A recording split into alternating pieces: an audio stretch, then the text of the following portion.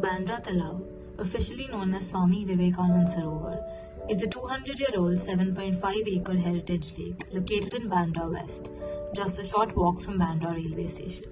A Grade 2 heritage structure, the artificial lake is now at the centre of a Rs 15.6 crore dewatering and rejuvenation project undertaken by the Mumbai Municipal Corporation. The intervention comes after years of ecological decline. A baseline biodiversity survey commissioned by the BMC's H West ward described the lake's freshwater ecosystem as highly degraded and eutrophic, citing poor water quality and sustained environmental stress in the densely populated area surrounding it.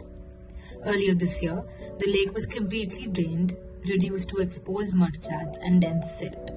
Now, with the arrival of the monsoon, it has partially refilled.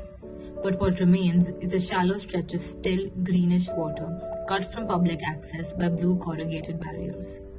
Contractor Prasad Panhale of WJE Infra Project says the extent of degradation was severe. The biochemical oxygen demand recorded was around 100 milligrams per litre. In a healthy lake, it should be less than 5. That shows how bad the condition was, he said. But perhaps the most alarming discovery has been the near total absence of life. Apart from 2 dead turtles, no aquatic species were found. Panhala said, "We have found a magur fish in the Talao. The magur fish kills aquatic life and is actually banned by the government.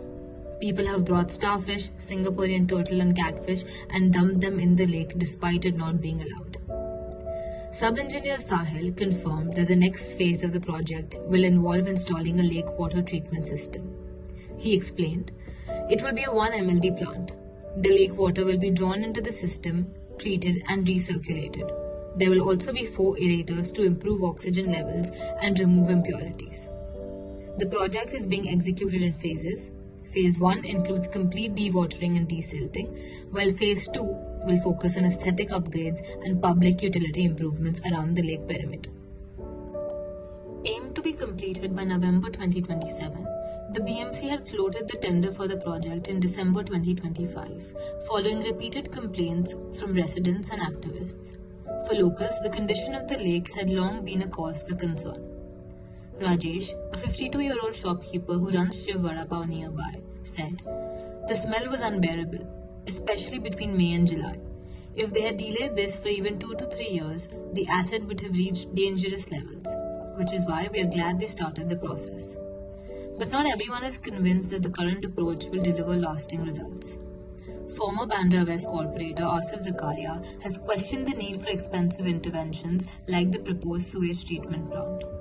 As reported by the Times of India, he said, "If sewer inflow was not the real issue, was an expensive sewage treatment plant even required?